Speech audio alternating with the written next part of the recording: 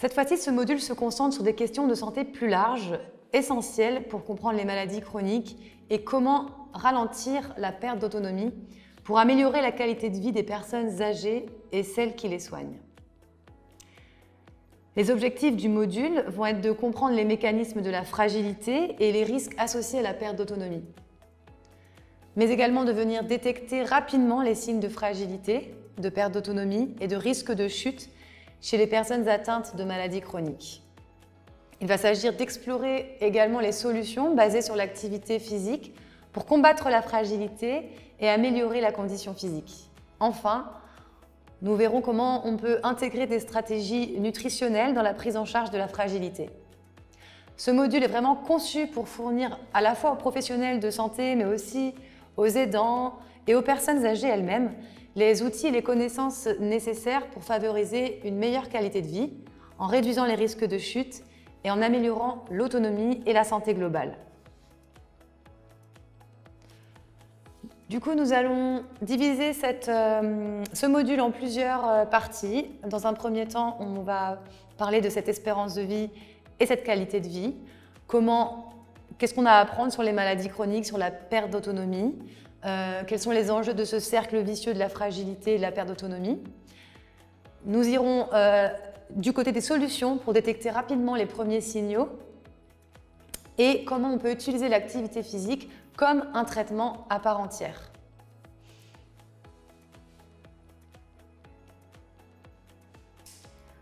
Pour ça, on va s'appuyer sur des cas concrets afin que ce soit plus parlant pour vous. Donc, on va imaginer ce couple. C'est George, 77 ans, qui est marié à Danny, 77. Ils viennent de fêter leurs noces d'or, ils ont 3 enfants et 6 petits-enfants ensemble et ils adorent les recevoir à la maison. D'ailleurs, ils partent régulièrement en vacances en famille quand l'emploi du temps leur permet. Malheureusement, George a été diagnostiqué d'une sclérose en plaques à l'âge de 51 ans. Et malgré cette maladie, ils ont appris à s'adapter dans leur quotidien pour maintenir la meilleure qualité de vie possible. Alors ils essayent de se concentrer sur des activités qu'ils peuvent partager ensemble, comme regarder des films ou faire des promenades lorsque l'état de fatigue de George le permet.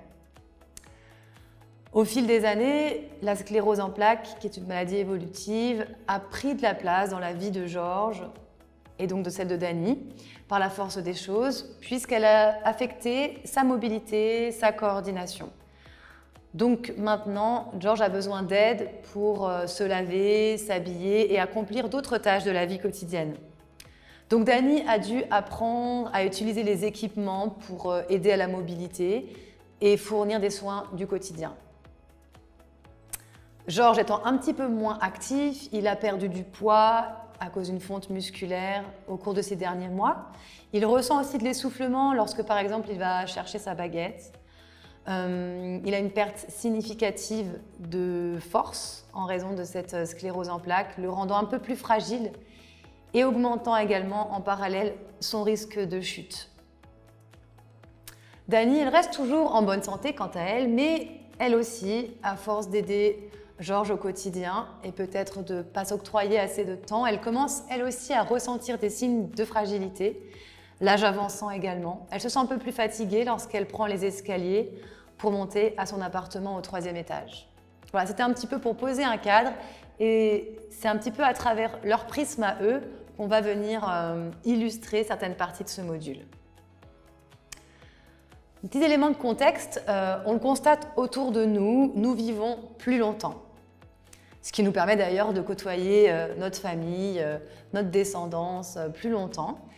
Ces années de vie supplémentaires sont l'opportunité vraiment de tranches de vie qui n'étaient pas aussi qualitatives avant, mais néanmoins, on a toujours ces tranches de vie qui sont affectées par les maladies chroniques ou les fragilités. Le petit schéma que nous voyons ici nous montre juste l'évolution de l'espérance de vie à la fois en France et dans le monde ces dernières années. Donc on voit qu'on est passé pour la France de 78 ans en moyenne à 82 ans et demi. Et dans le monde, on est passé de 66 à 73 ans. Cette dernière tranche de vie, elle peut être accompagnée par des incapacités croissantes, des problèmes de santé.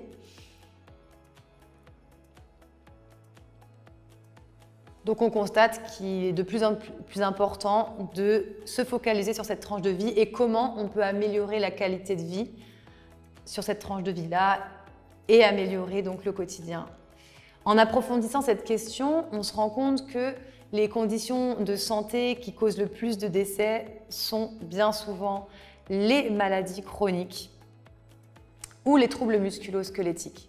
Donc les maladies chroniques, on entend dans cette famille-là tout ce qui va être cancer, diabète, maladies cardiovasculaires. Et tout ce qui est troubles musculo-squelettiques, ça va englober tous les mouvements qui peuvent être créés par des mouvements répétitifs, que ce soit dans son travail ou dans son quotidien. Donc il va être crucial d'améliorer en parallèle de cette espérance de vie la qualité de la vie elle-même à travers des actions de prévention santé, à la fois pour prévenir ces maladies chroniques et leur apparition, mais une fois qu'elles sont arrivées, pour améliorer le quotidien.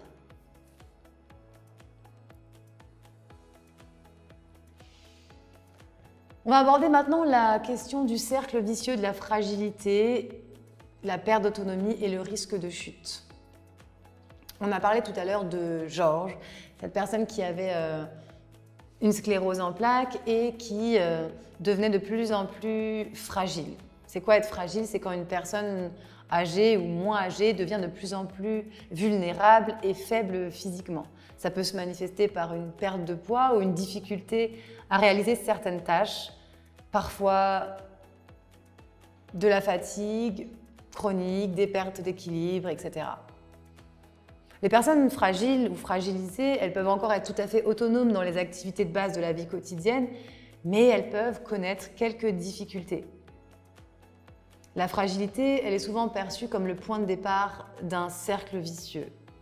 Et si on le laisse trop s'installer, semaine après semaine, mois après mois, la dépendance peut apparaître. Mais il est possible de catégoriser les personnes âgées en 3 catégories de fragilité. On va avoir le vieillissement, qui peut également contribuer au syndrome de fragilité chez les personnes âgées. Comme on peut l'observer sur ce schéma, on a d'abord les personnes âgées robustes qui sont fortement représentées ici puisqu'elles représentent 50 à 60% des sujets âgés de plus de 65 ans. Ensuite, il y a les personnes âgées qui sont dépendantes, qui sont incapables de réaliser les activités de la vie quotidienne et qui bien souvent doivent être confinées en institution ou à domicile. Malheureusement, c'est souvent une condition qui est irréversible et qui va concerner à peu près 10% de la population âgée des plus de 65 ans. Et enfin, on a le troisième groupe qui est composé de personnes âgées fragiles qui représentent entre 30 à 40% des personnes âgées de 65 ans et plus. Mais la bonne nouvelle, c'est que cette condition peut être réversible avec des interventions ciblées. Alors pourquoi faire face à la fragilité? Parce qu'elle peut être combattue et largement réduite. Elle n'est pas irréversible. Donc il est essentiel d'en comprendre les raisons pour améliorer la qualité de vie à la fois de l'aidant et de l'aider. Alors du côté de l'aider, il va s'agir d'essayer d'améliorer sa santé en essayant de faire de la prévention des chutes, d'augmenter la résistance générale, de diminuer les complications et de ralentir la progression de la maladie s'il y a. Du côté de l'aidant, il va s'agir d'adapter les soins et les traitements, de demander de l'aide quand c'est nécessaire et de développer ses propres ressources, mais d'être capable aussi d'aller déclencher des ressources extérieures. Et enfin, les aidants ont également besoin de soutien, ils ont besoin qu'on leur réduise ou qu'on adapte la charge de travail, ils ont besoin de reconnaissance également de leur statut d'aidant et de moments de répit.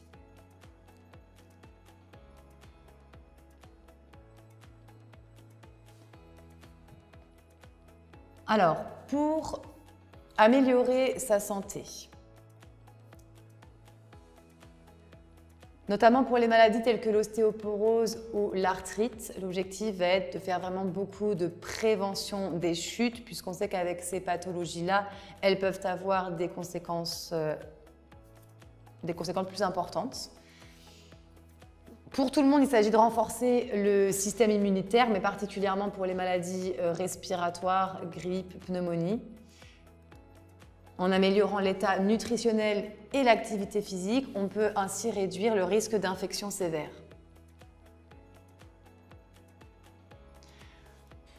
En réduisant sa propre fragilité, on peut également avoir une meilleure résilience face aux maladies chroniques. Donc, en intégrant une activité physique quotidienne et un suivi alimentaire sain, on peut diminuer le traitement chez les personnes diabétiques, avoir un contrôle de sa glycémie plus important. On peut réduire la pression artérielle et améliorer la fonction rénale, diminuant ainsi les complications. Enfin, on peut atténuer la détérioration cognitive et améliorer la récupération post-hospitalisation et réduire le besoin d'hospitalisation répétée.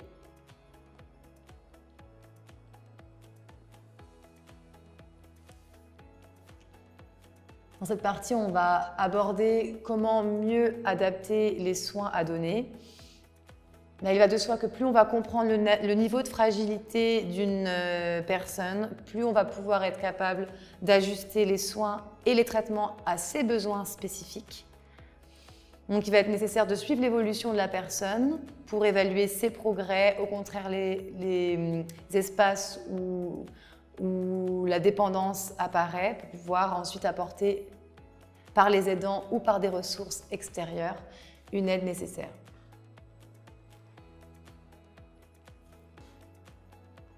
3, ralentir la progression de la fragilité.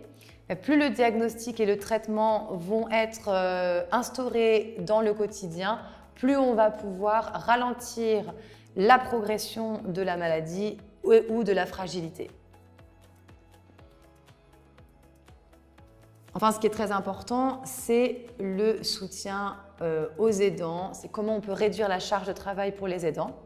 En améliorant la qualité de vie et l'autonomie des personnes dépendantes, on va forcément avoir un impact sur la qualité de vie également en parallèle de la personne aidante.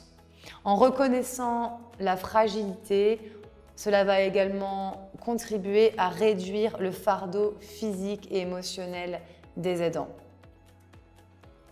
La reconnaissance de l'aidant passe par la reconnaissance du niveau de fragilité de la personne dépendante et suivre son évolution va permettre de mieux reconnaître l'aide apportée par l'aidant.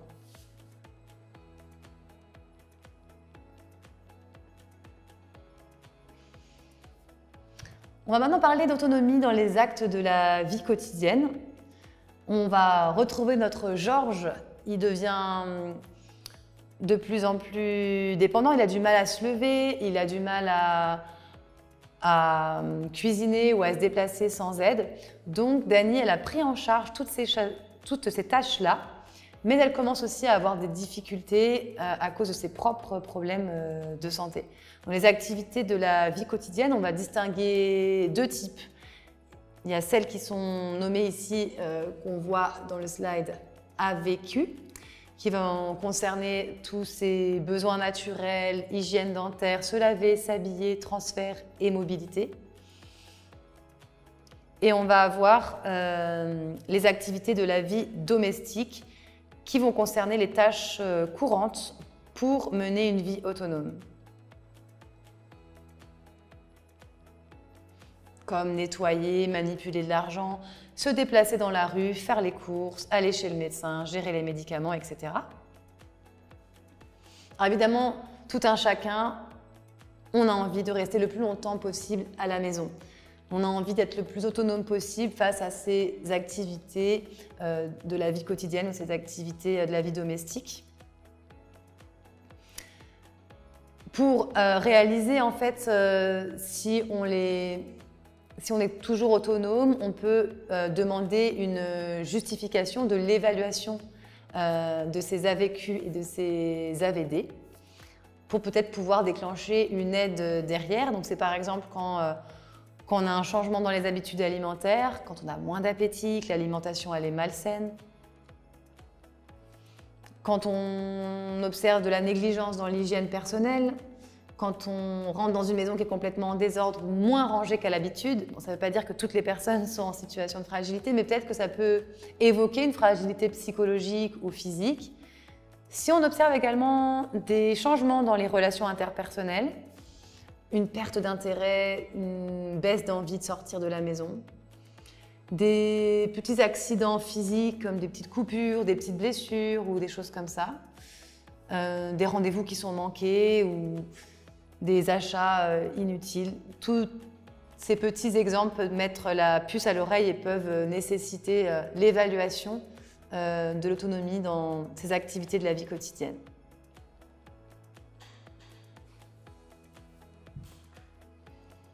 Les chutes. Notre ami Georges, il a fait plusieurs chutes malheureusement en essayant de se déplacer seul. Donc, pour prévenir cela, Dany a installé des barres d'appui dans la maison et ils ont réorganisé l'espace pour faciliter le passage du fauteuil roulant. Une chute, qu'est-ce que c'est? C'est défini par une perte qui peut être brutale ou accidentelle de l'équilibre, entraînant la personne à tomber au sol sur une surface plus ou moins basse. Les chutes répétées sont forcément un signe de mauvaise santé et de fragilité.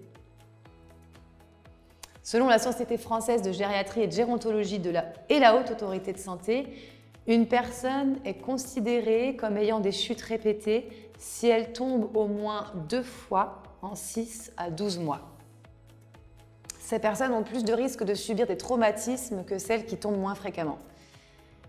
Donc là, on a un petit résumé des endroits les plus fréquents où ont lieu les chutes. Donc on observe que c'est surtout dans la chambre et au sortir du lit qu'ont lieu le plus de chutes. La salle d'eau est quant à elle en 5e position, probablement parce que de nombreux seniors ont déjà réalisé des aménagements pour réduire les risques de chute. Les aménagements dans la salle de bain, comme les barres d'appui et les sols antidérapants, sont essentiels pour prévenir les chutes. Donc il est important de faire venir, pourquoi pas, un ergothérapeute pour réaménager son environnement et le rendre le plus sécure possible pour les personnes âgées ou fragilisées. L'important aussi est de comprendre d'où viennent les chutes, quels sont les facteurs de risque, quels sont les éléments déclenchants. Par exemple, est-ce que la personne elle a des difficultés quand elle passe le pas d'une porte, avec la maladie de Parkinson par exemple, ou est-ce que quand il y a un changement de revêtement, ça provoque du déséquilibre. Donc, ça va être important d'observer, de noter tout ce qui va être facteur de risque pour éviter qu'elles ne se reproduisent et pour pouvoir établir les aménagements nécessaires. Pour notre ami Georges, les conséquences sont nombreuses, notamment en premier lieu au niveau de la fragilité et des chutes, puisque ça va entraîner derrière une grande dépendance. Pour Dany, cela va provoquer une sollicitation ou des sollicitations plus importantes de la part de Georges, donc un peu moins de répit. Mais si on met en place tous ces aménagements, on va pouvoir venir justement soulager Dany. On va voir comment Dany peut anticiper et prévenir justement ces états de fragilité. Par exemple, Dany, elle a remarqué que Georges y perdait du poids, il avait de plus en plus de mal à se lever de sa chaise. Donc elle est allée consulter un médecin qui a confirmé ces signes de fragilité-là. Donc il y a 5 signes qui ont été constatés ou qui peuvent être constatés par les dents. La perte de poids qui n'est pas volontaire, un épuisement, une vitesse de marche ralentie, une baisse de la force musculaire et une baisse de l'activité physique au quotidien, donc une sédentarité. Donc ça, ce sont vraiment des signes qui peuvent être constatés par les dents et pour lesquels il doit être très vigilant. Les individus sont considérés comme fragiles s'ils présentent 3 ou plus de ces critères-là. Perte de poids, épuisement, vitesse de marche, baisse de la force, sédentarité. Et ils sont pré-fragiles, en tout cas c'est comme ça qu'on peut les appeler, quand ils sont en présence d'un ou deux de ces critères-là. Donc là on voit bien comment comprendre et identifier ces signes devient crucial pour mettre en place le plus tôt possible des interventions efficaces et venir contrer les manifestations de cette fragilité. On peut notamment détecter la fragilité avec certains outils, notamment certains tests qui vont aider à reconnaître certains niveaux de fragilité pour pouvoir orienter vers le professionnel adapté. Donc ne pas hésiter à observer la vitesse de marche, la force musculaire, le niveau d'activité, la perte de poids, donc surveiller avec une petite pesée hebdomadaire ou mensuelle, prendre des notes pour observer s'il y a des changements. Il existe également d'autres types de tests qui peuvent être efficaces pour évaluer les capacités physiques globales d'un individu. On a par exemple les tests d'équilibre qui vont mesurer la capacité à maintenir différentes postures. On a par exemple le test d'équilibre, ça peut être de tenir sur un pied le plus longtemps possible. Est-ce qu'il a diminué ses performances par rapport à ça? Il y a aussi le test de vitesse de marche qui lui évalue combien de temps il faut à une personne pour marcher sur une courte distance. On a par exemple quelque chose de tout simple à reproduire à la maison, un test qui s'appelle Stand Up and Go. Donc on se lève de la chaise, on marche sur une distance, on revient. Alors il y a les tests officiels, mais vous pouvez le reproduire à la maison. Du moment que vous reprenez exactement les mêmes conditions dans un test initial que quand vous le refaites, pour voir s'il y a progression ou s'il y a détérioration, c'est OK. Il y a aussi le test de levée de chaise qui permet de se rendre compte des capacités physiques de la personne. Il consiste à se lever et s'asseoir d'une chaise le plus de fois possible sur un temps donné. Pareil, vous pouvez prendre sur 30 secondes, sur 1 minute. L'idée, c'est de le refaire à distance du premier test, peut-être 1 mois après, peut-être 3 mois après, en fonction des besoins, pour établir ou pas s'il y a eu un changement, en tout cas dans cette performance-là.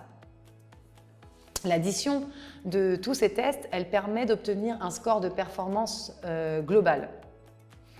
Et ce score, sur une échelle de 0 à 12, il va nous donner une indication claire de la condition physique de l'individu. Donc les résultats vont se diviser en 3 catégories. Et donc, avec une performance entre 0 et 6, l'état est dit fragile. Entre 7 et 9, l'état est dit pré-fragile. Et entre 10 et 12, on est sur de la haute performance. Un score inférieur à 8 indique un risque accru quant à lui de sarcopénie. La sarcopénie, c'est ce phénomène inéluctable lié à l'âge où on a un rétrécissement, une fonte en fait de la masse musculaire.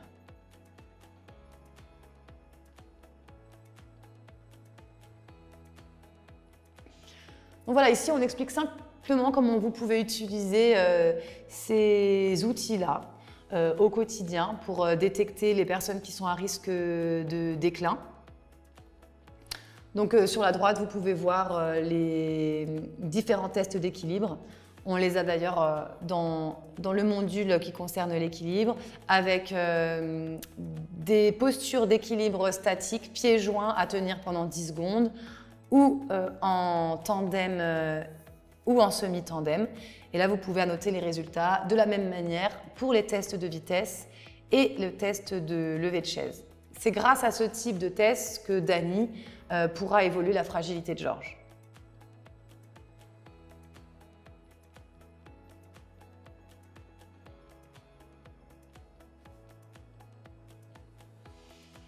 Comment évaluer l'autonomie dans les activités quotidiennes?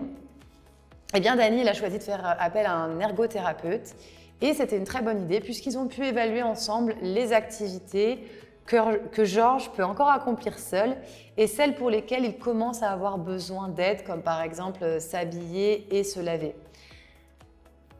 Ces activités de la vie quotidienne sont une très bonne indication de l'évolution de l'indépendance et de l'autonomie ou de l'autonomie d'une personne âgée.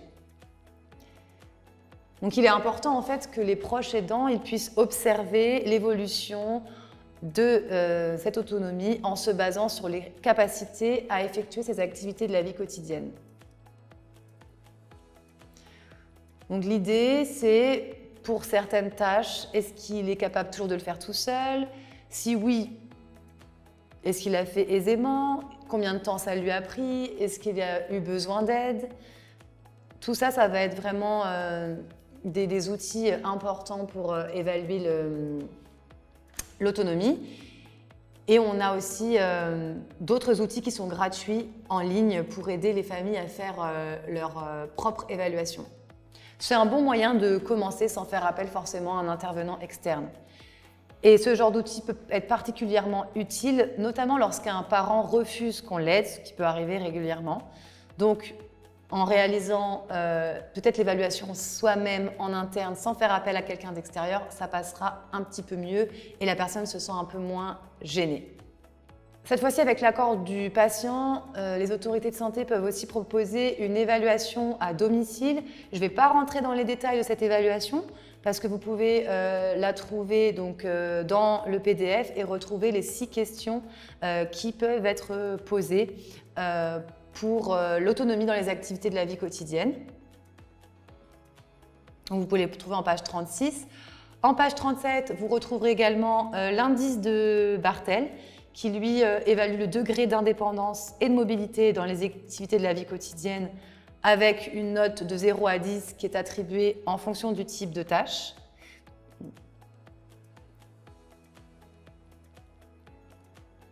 Et maintenant, nous allons passer au sujet des facteurs de risque de chute. Alors, parmi les différents facteurs de risque de chute qu'on peut noter, les antécédents de chute, puisqu'on en a parlé, on peut développer un syndrome post-chute qui nous renferme un petit peu chez soi et qui va ensuite impliquer une sédentarité plus importante et donc une baisse de la fonte musculaire. Ensuite, on va avoir tout ce qui va être lié directement au vieillissement, avec un système sensoriel et un système nerveux central qui vont également se détériorer. On va avoir tous les facteurs de chute qui vont être liés au vieillissement lui-même, avec une résistance musculaire et osseuse qui va être amoindrie. L'alimentation et l'hydratation peuvent être également impliquées, tout comme l'apparition de certaines pathologies et la consommation de certains médicaments. Donc ça va être les facteurs de risque qui vont être internes à la personne. Donc il va être nécessaire en fait d'observer tout ce qui va être en lien avec ça, à savoir est-ce qu'elle a un syndrome post-chute, est-ce qu'on peut vérifier son poids, son alimentation pour détecter un éventuel risque de chute accru.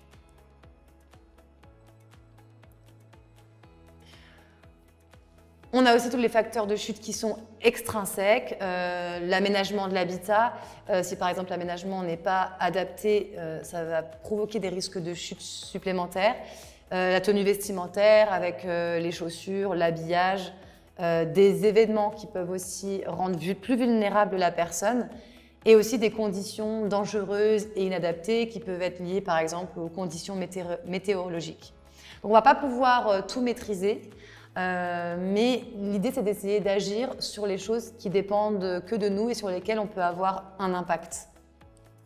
Donc, grâce à cette distinction entre les facteurs intrinsèques et extrinsèques, Dani, elle va pouvoir avoir une vigilance un peu plus accrue sur ce sur quoi elle peut jouer et pouvoir donc anticiper les chutes. Voici un test ici pour mesurer le risque de chute. Il consiste à se lever, à faire 3 mètres et à revenir. Et en fonction en fait, du temps qu'on a mis pour réaliser cet exercice, on estime qu'on a un risque de chute plus ou moins accru. Donc n'hésitez pas à vous reporter à ce type d'outil que vous pouvez faire également à la maison ou accompagner un professionnel. Le syndrome post-chute, on l'a déjà un petit peu évoqué.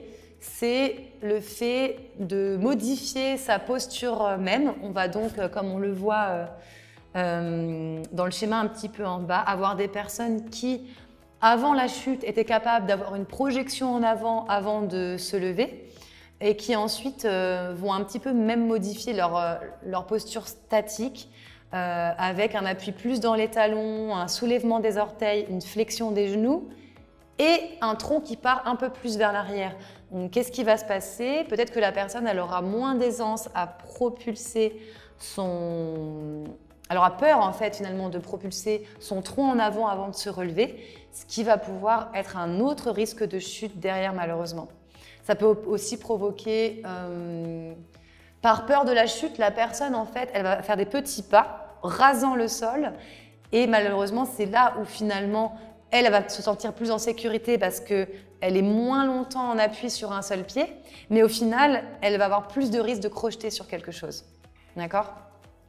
Donc, pour tout cela, il va être nécessaire d'avancer ensemble, que Dany et Georges avancent main dans la main pour continuer à maintenir un maximum d'autonomie, d'activité pour éviter la peur de chuter à nouveau, éviter cette restriction d'activité qui va provoquer la diminution des capacités. Et là, on peut se reporter à tous les exercices de prévention des chutes ou de maintien de la stimulation cognitive pour prévenir la chute. Georges, il est considéré comme ayant besoin d'aide pour les activités de la vie quotidienne auxquelles il a répondu oui. Et Dany peut savoir avec ces questions à quel point Georges a besoin d'aide dans les activités de la vie quotidienne. C'est aussi à ça que sert ce type d'outil, c'est d'aller identifier vraiment là où l'aidant va pouvoir aller mettre son énergie en priorité. Pour prévenir la chute et mieux marcher, on rappelle dans ce schéma-là les éléments principaux des bonnes attitudes à avoir, à savoir dérouler le pied au sol, bien prendre son temps et ne pas vouloir calquer son rythme sur notre aidant, ne jamais joindre les pieds en marchant ou à l'arrêt, marcher avec une tête droite devant soi et bien lever les genoux. Élément qu'on reprend dans le module sur la marche. Parlons maintenant d'une des solutions que nous avons entre les mains, l'utiliser l'activité physique comme un traitement à part entière. En effet, l'activité physique adaptée, elle est considérée comme une thérapeutique non médicamenteuse à part entière dans de nombreuses maladies chroniques et difficultés de santé. Elle peut être prescrite par un médecin avec certaines préconisations en complément ou non d'une autre thérapie médicamenteuse. L'activité physique adaptée va pouvoir intervenir en prévention primaire, c'est-à-dire qu'elle va venir éviter que viennent apparaître des pathologies, mais elle va permettre également de mieux vivre avec la pathologie et de repousser certains symptômes et enfin d'éviter les rechutes éventuellement. L'activité physique adaptée elle est de plus en plus prescrite par le corps médical et on s'en réjouit, on espère que ça va continuer comme ça.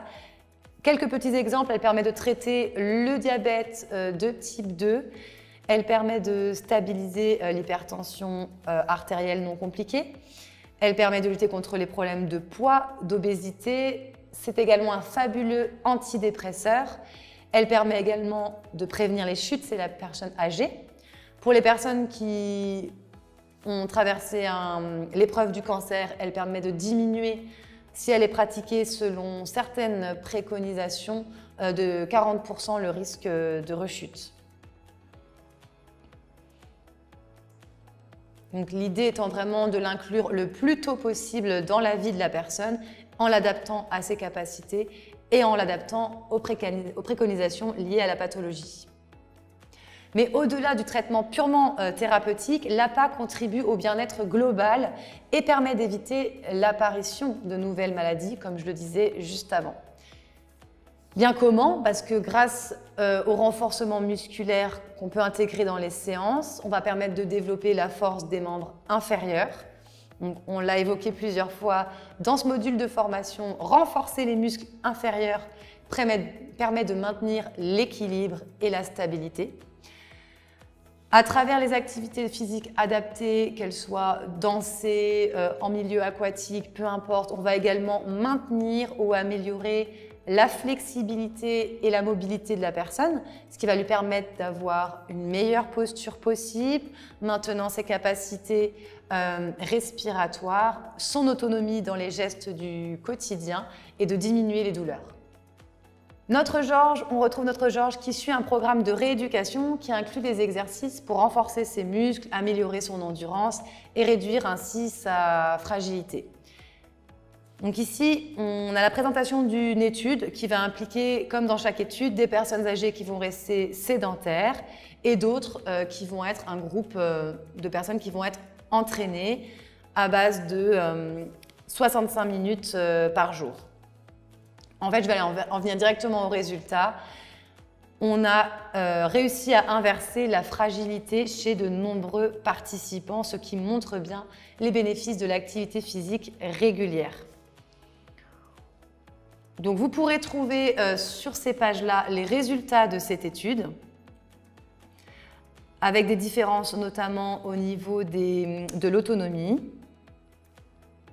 sur l'indice de Barthel. On a également réussi à réduire le nombre de chutes.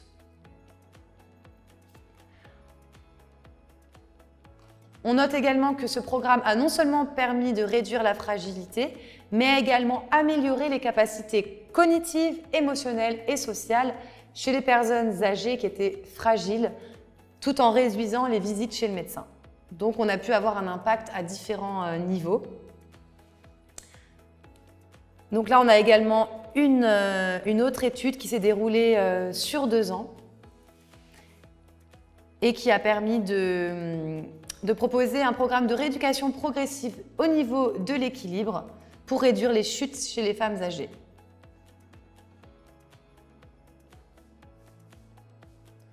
Encore une fois, on a obtenu des résultats très probants avec un groupe d'intervention qui a bénéficié d'un programme qui a eu nettement moins de chutes que le chute témoin. Ensuite, on a eu des blessures graves qui étaient nettement moins fréquentes, des performances physiques et une meilleure perception de leur propre fonction physique après 2 ans pour les femmes du groupe d'intervention. Enfin, parmi les participantes, le nombre médian de sessions était de 53. Donc vous pouvez trouver tous ces résultats dans le PowerPoint. Le programme de rééducation d'équilibre sur 2 ans a donc réduit les chutes avec blessure et amélioré la fonction physique chez des femmes âgées qui étaient elles-mêmes à risque de chute. Ce qu'on peut noter, ce qu'on peut observer dans cette étude, c'est qu'il y a une relation entre la quantité d'activité physique et l'amélioration de la santé. Grosso modo, plus on fait d'activité physique, meilleurs sont les résultats pour la santé. Il n'y a pas de quantité minimale d'activité nécessaire pour commencer à avoir des bienfaits.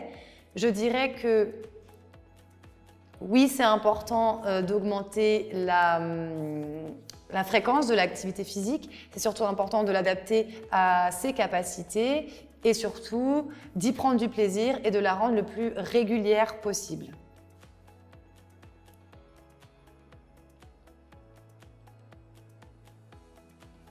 Parlons maintenant fragilité et nutrition. Le terme sarcopénie a été évoqué pour la première fois en 1989. Il explique la perte de masse musculaire qui va être liée à l'âge.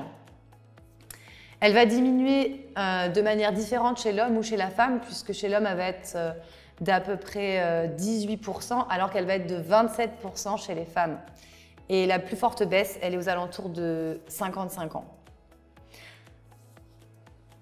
Donc ici, on vous explique un petit peu de manière physiologique ce qui se passe à travers ce schéma au niveau des fibres musculaires, de la diminution du diamètre notamment et du nombre de fibres.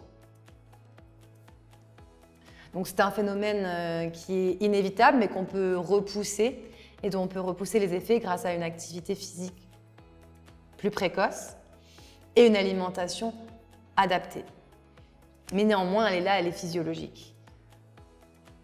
Donc les points importants au niveau des apports nutritionnels, c'est de continuer à les adapter malgré les changements hormonaux qui surviennent avec l'âge, il va falloir adapter notamment la quantité d'apport en protéines, en vitamines, en minéraux. Le choix et la qualité des aliments va également être importante. On va peut-être privilégier les aliments plus riches en nutriments, éviter ceux qui sont transformés ou qui sont riches en sucre, sel et graisses saturées. On va opter pour des fruits et légumes, céréales complètes, protéines maigres et produits laitiers faibles en matières grasses. Concernant la fréquence des repas, les personnes âgées peuvent préférer des repas peut-être plus petits et plus fréquents pour mieux absorber les nutriments. On peut peut-être imaginer ne pas forcément prendre le dessert juste après, mais à distance du repas par exemple. L'hydratation sera elle-même également à adapter, puisque le risque de déshydratation est un risque important, donc il faut encourager les personnes âgées ou fragilisées à boire suffisamment d'eau, peut-être varier les types d'eau également, et les provenances. L'eau peut venir des soupes, des fruits, des soupes. Au niveau des adaptations alimentaires, pour ceux qui ont des difficultés à mâcher ou à avaler, il va s'agir peut-être déjà de prendre son temps pour la mastication, de manger en pleine conscience ou avec davantage de conscience et de proposer des textures différentes. Ça pourrait être des aliments plus tendres, comme certains types de pâtes ou certains aliments qui sont un peu plus broyés ou sous forme de purée qui vont être plus facilement avalés par la personne. Concernant les considérations médicales, elles seront également à prendre en compte en cas de diabète ou de maladies cardiovasculaires. Donc là, il faudra se tourner vers un professionnel de santé pour bénéficier de conseils personnalisés à sa situation médicale. Donc maintenant, notre Dany va pouvoir soutenir Georges en l'impliquant dans le choix et la préparation de ses repas. Donc en tenant compte de ces différents aspects et en adaptant l'alimentation aux besoins spécifiques des personnes âgées ou fragilisées, nous pouvons améliorer leur qualité de vie et prévenir les complications liées à la malnutrition et à la fragilité. Désormais, Dany va donc pouvoir identifier les risques de fragilité et de perte d'autonomie en ayant une vision à 360 degrés avec ces différentes grilles de lecture. Donc on l'a vu, elle peut faire appel à différents outils pour identifier les difficultés à réaliser des activités de la vie quotidienne avec les différents tests, également physiques, observer également si des choses ont changé dans la posture, dans le poids. Elle peut également prendre des notes sur les évolutions qu'elle les évolutions qu'elle observe. Donc Dany, elle peut accompagner Georges dans l'accompagnement de sa fragilité en intégrant tous ces petits tests dans leur quotidien, tous ces petits outils, toutes ces nouvelles ressources. Elle peut aussi partager des anecdotes de leur vie quotidienne et comment ils appliquent les conseils et les stratégies abordées dans la formation. Elle peut les partager à ses amis, à sa famille. Elle peut créer un calendrier pour suivre les évolutions des différents indicateurs. Ça permet aussi d'avoir un suivi, de voir comment Georges évolue, donc c'est gratifiant et ça permet de maintenir la motivation de Georges. Et tous ces éléments qu'elle va pouvoir récolter, ça va être d'autant plus précieux qu'elle va pouvoir les transmettre au neurologue par exemple, et ça va permettre d'adapter le traitement si besoin, d'adapter le reste de la prise en charge finalement.